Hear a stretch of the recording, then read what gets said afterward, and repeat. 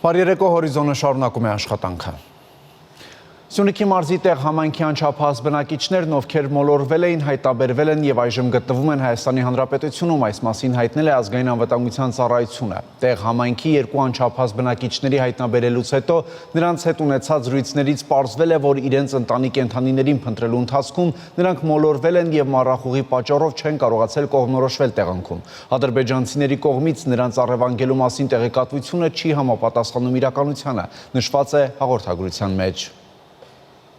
Հայաստանի Հանրապետության վարչապետ Նիկոլ Փաշինյանը տիկնոջ Աննա Հակոբյանի հետ Սյունիքի մարզի Սիսիան քաղաքում է։ Վարչապետը տեսանյութ է հրապարակել Ինստագրամի իր միկրոբլոգում, որից տեղեկանում ենք, որ Աննա Հակոբյանի հետ այցելել է Զորաց Քարեր։ Նրանց ուղեկցել է Սյունիքի մարզպետ Ռոբերտ Ղուկասյանը։ Հայաստանի Հանրապետության ազգային ժողովի նախագահ Հալեն Սիմոնյանը գրառում է արել Տելեգրամում, տեղեկացնելով, որ Հայաստանի ազգային ժողովի հաջորդ ընտրություններին մնացել է ուղիղ 1 տարի։ Այսօր հունիսի 7-ն է Հայաստանի Հանրապետության ազգային ժողովի հաջորդ ընտրություններին մնաց ուղիղ 1 տարի։ Այն կկայանա 2026 թվականի հունիսի 7-ին։ Հետհաշվարկը սկսված է, գրել է Սիմոնյանը։ Ազգային ժողովի պատիվ ունեմ խմբակցությունը որոշել է ազգային ժողովի կանոնակարգ սահմանադրական օրենքի համաձայն վարչապետին անվստահություն հայտնելու առաջարկ ներկայացնել։ Այս մասին հայտարարել է խմբակցության ղեկավար Հայկ Մամիջանյանը։ Պատիվ ունեմը նաև որոշում է կայացրել վարչապետի թեկնածու առաջադրել Մասիս համայնքի ղեկավար Դավիթ Համբարձումյանին։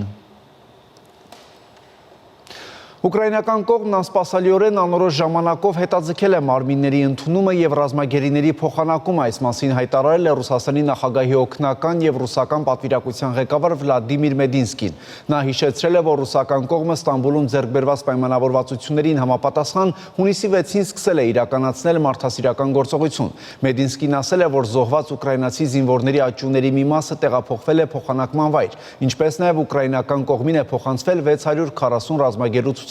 Պաշտոնյան Կիևին կոչ արել հստակ պահպանել ժամանակացույցը եւ ձեռք բերված բոլոր պայմանավորվածությունները։ Ռուսաստանի պաշտպանության նախարարությունը հայտարարել է, որ հակաօդային պաշտպանության համակարգերը 40 անօդաչուներ են որսացել եւ ոչնչացրել Մոսկվայի, Բելգորոդի, Կուրսկի, Բրյանսկի, Կալուգայի եւ Սմոլենսկի շրջաններում։ Բելգորոդում ԱԹՍ-ների հարձակման հետևանքով 3 մարդ է վիրավորվել, վնասվել են ավտոմեքենաներ։ Մոսկվայի քաղաքապետն էլ հայտարարել է, որ ԱԹՍ-ների բեկորների անկման վայրերում աշխատանքներ են իրականացնում արտակարգ ծառայությունների մասնագետները։ Իր հերթին Ուկրաինան հայտարարել է, որ ռուսական ուժերը զանգվածային հարձակում են իրականացրել երկրի շրջանների ուղղությամբ։ Ուկրաինայի գրեթե բոլոր շրջաններում հայտարարվել է օդային տագնապ։ Խարկովում որոտացել է առնվազն 50 պայթյուն, վնասվել է 18 բնակելի շենք, 13 տուն եւ ավտոմեքենաներ, բռնկվել են հրդեհներ։ Նախնական տվյալներով հայտնի է 3 զոհի եւ 21 վիրավորի մասին։ Որոնողափրկարարական աշխատանքները շարունակվում են։ Տուժածներ կան նաեւ Դնեպրում եւ Խերսոնում։ Ուկրաինական կողմը հայտարարել է, որ ռուսներն ընդհանուր առմամբ գիշերն Ուկրաինայի ուղղությամբ արձակել են ավելի քան 200 անօդաչու թռչող սարք, 2 բալիստիկ հրթիռ, 6 ավիառում եւ 1 թևավոր հրթիռ։ ԱՄՆ նախագահ Դոնալդ Թրամփը հայտարարել է, որ ռուսական օդանավակայանների վրա ուկրաինական վերջին հարվածները ռուսական կողմին պատրվակ են տվել պատասխան զանգվածային հարվածների համար։ Նրանք Պուտինին պատրվակ տվեցին 3 երեկոյան նրանց մինչև դժոխք ռմբակոծելու համար։ Դա ինձ դուր չեկավ, երբ իմացա այդ մասին մտածեցի, հիմա նրանք պատասխան հարված կստանան։ Սպիտակ տան առաջնորդը նաև անդրադարձել է Իլոն Մասկին։ Նա նշել է, որ Մասկի հետ կնքված պետական պայմանագրերը եւ սուբսիդիաները գնահատում կանցնեն։ Ավելի վաղ The New York Times-ը հայտնել էր, որ 2024 թվականին Մասկի ընկերությունները մոտ 3 միլիարդ դոլար են ստացել 17 պետական գործակալությունների հետ կնքված 100 պայմանագրերի համար։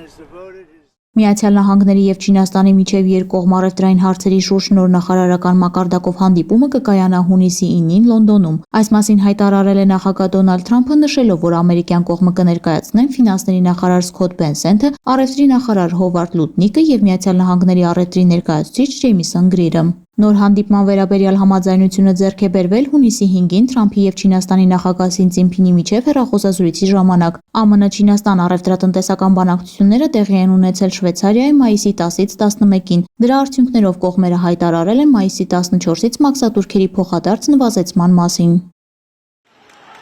ԱՄՆ Կալիֆոռնիա նահանգում բողոքի ակցիաներ են։ Դրանք սկսվել են, երբ ԱՄՆ ներգաղթային իշխանությունները ռեյդեր են իրականացրել եւ ձերբակալել ավելի քան 40 մարդու։ Ցուցարարները հավաքվել են Լոս Անջելեսի դաշնային կալանավայրի դիմաց, որտեղ նրանց կարծիքով տարվել են ձերբակալվածները, վանկարկելով ազատ արձակեք բոլորին։ Բողոքի ակցիաների ընթացքում եղել են բախումներ իրավապահների հետ։ Ցուցարարները իրավապահների ուղղությամբ նետել են տարբեր իրեր, ինչին ի պատասխան ոստիկանները կիրառել են արցունքաբեր գազ։ Ներգաղթյալների ձերբակալման ռեյդերը տեղի են ունենում ԱՄՆ մի շարք քաղաքներում, որպես նախագահ Դոնալդ Թրամփի անօրինական ներգաղթի դեմ պայքարի լայնածավալ արշավի մաս։ Գազայի հատվածում իսրայելական ավիահարվածների եւ գնդակոծությունների հետևանքով առնվազն 25 մարդ է զոհվել, եւս 40-ը վիրավորվել։ Ալ Ջազիրան հայտնել է, որ հարվածներից ավելի շատ տուժել է Խան Յունիս քաղաքը, որտեղ թիրախավորվել է փախստականների ճամբարը։ Գազայի առողջապահության նախարարությունը հայտարարել է, որ մարտի 18-ից ի վեր Իսրայելի հարվածների հետևանքով զոհվել է ավելի քան 4400 մարդ, տուժել շուրջ 13400-ը։ Անահիտ Հակոբյան, Հորիզոն։ Մայրաքաղաքի սրտում անցկացվում է Երևանի գինու օրեր փառատոնը, որին հատուկ ծրագրով մասնակցում են տարբեր ընկերություններ։ Մանրամասները մեր այս թողարկման վերջին տեսանյութում։ Օզոն Հայաստանը մասնակցում է Մայրաքաղաքի սրտում անցկացվող Երևանի գինու օրեր ամենամյա փառատոնին, որի մեկնարկը տրվեց 3 հունիսի 6-ին եւ կանցկացվի եւս 2 օր։ Օզոն բրենդին բնորոշ կապտավարդագույն գույներով տաղավարը կգործի փառատոնի բոլոր օրերին, ժամը 16-ից մինչև 22:30 Մոսկովյան եւ Թումանյան փողոցների Խաչմերուկի հարևանությամբ։ Մենք էլ ենք դասել արդեն երևանցիների,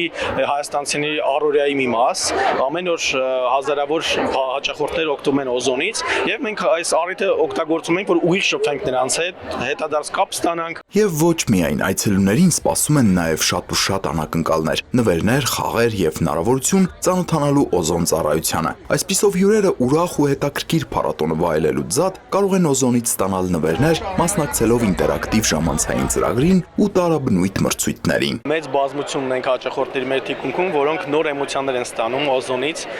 եւ մենք շատ ուրախ ենք նրանց հետ հանդիպել իրական կյանքում, որովհետև Օզոնը միայն գնումների մասին չի,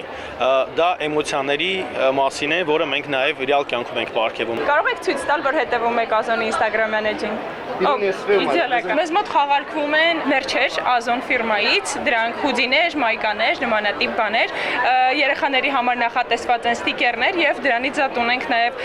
զեղչի կուպոններ։ 10% զեղչ ստացանք։ Շատ լավ է, որ Օզոնը սենց խաղ կազմակերպել, մենք էլ այսօր եկել ենք Օզոնի խաղին մասնակցենք։ Ինչ նվեր է։ Հեսա տեսնենք։ Օ, անձրևանոց։ Տարածքում տեղադրված գունեղ ֆոտոզոնայում էլ հյուրերը լուսանկարվում են, նշում են Օզոն Հայաստանի սոցիալական էջերը եւ դարձյալ ընկերությունից ստանում նվերներ։ Այս 3 օրերին այստեղ կաշխատի Օզոնի թիմը։ Նրանք այցելուներին մանրամասն կպատմեն Marketplace-ի աշխատանքի մասին, կօգնեն ներբեռնել բջջային հավելվածը եւ գրանցվել անձնական էջում։ Իսկ ընդհանրապես Օզոնը ամեն օր առաջարկում է հաճախորդներին տարատեսակ զեղչեր, ունենք 370 միլիոն տարբեր տեսակի ապրանքներ, որոնք յուրաքանչյուր հաճախորդ կգտնի լավագույն ապրանքը լավագույն գներով իր համար։ Մի խոսքով Օզոնը բազմակատեգորիա Marketplace է։ 58 միլիոն ակտիվ գնորդներ արդեն պատվերներ են ստանում Օզոնի զարգացած լոգիստիկ ենթակառուցվածքի շնորհիվ, որը նաև թույլ է տալիս ավելի քան 600,000 ձեռնարկատերերի իրենց ապրանքները վաճառել Ռուսաստանում եւ ԱՊՀ երկրներում։ Շանթ հեռուստաընկերություն, Հորիզոն։ Այսքանը կհանդիպենք ժամը 22-ին Հորիզոնի գլխավոր թողարկմանը առայժմ։